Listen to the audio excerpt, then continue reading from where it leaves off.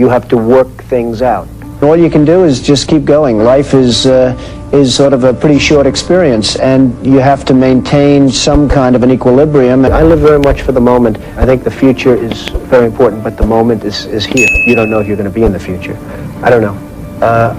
There's too many variables. You live for today, you do for today. There's a limit as to even what is going to keep my imagination going. And I just want to keep busy and keep active. I really enjoy too much what I'm doing. I really love what I'm doing. I don't think that's the image that the press really wants from me. I think the press doesn't really like hearing that, to be honest with you. I mean, I do a lot of things, and I don't like to talk about them, but they'd much rather see me, beating someone up than being nice to somebody. It fits the image better for them. And I think that's fine. It doesn't matter. Abraham Lincoln would probably not be electable today because of television. He was not a handsome man, and he did not smile at all. He would not be considered to be a prime candidate for the presidency, and that's a shame, isn't it? And which is interesting about The Apprentice is that I fire people. That's what I do. I fire people. They used to think that I was really this horrible, flame-throwing, terrible tyrant, right? Now I go on a television show where basically what I do is I fire people, and everyone thinks I'm such a nice guy, which tells you what a bad image I had before The Apprentice. And I think that's probably one of the reasons The Apprentice did so well. I think that without a certain innate intelligence and without a certain drive, you're not going to be successful. I don't consider myself a workaholic. I mean, I work, but it's not work. Work to me is going on a 2-week vacation. If somebody said you have to go away for 2 weeks, you're going to Africa on a safari, there's not going to be any phones, you know what? You get me out of here, right? So that's, to me, like, that would be work.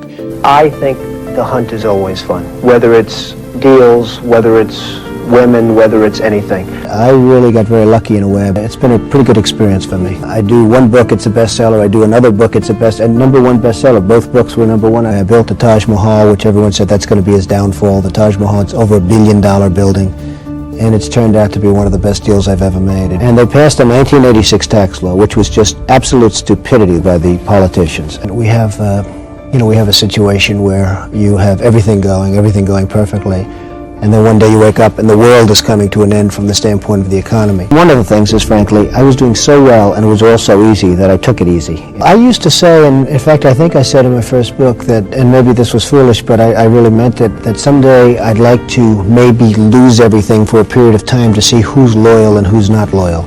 And you can't guess it, you can't predict it. You think certain people would be loyal no matter what, and it turns out that they're not, and you just can't predict it. It's very difficult. And all of a sudden I started relying on other people, and I said, listen, you went to the Wharton School of Finance, you're a genius, you take care of this, and you take care of that, and you do this.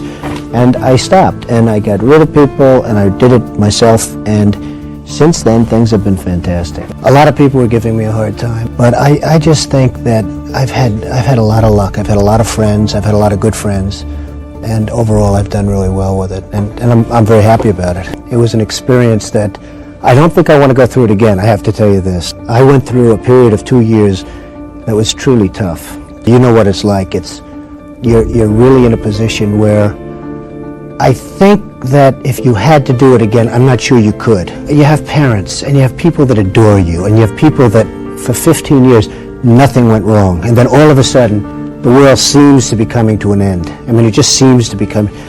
And it's just, it was just sort of an incredible experience for me. My father wouldn't have been in a position to bail me out, but he certainly helped. Other people were there. But the incredible thing is you can't really tell who's going to be there, who's not. My mother was great. I have a sister who's a federal judge, and she's very, very strong. She's a fantastic woman.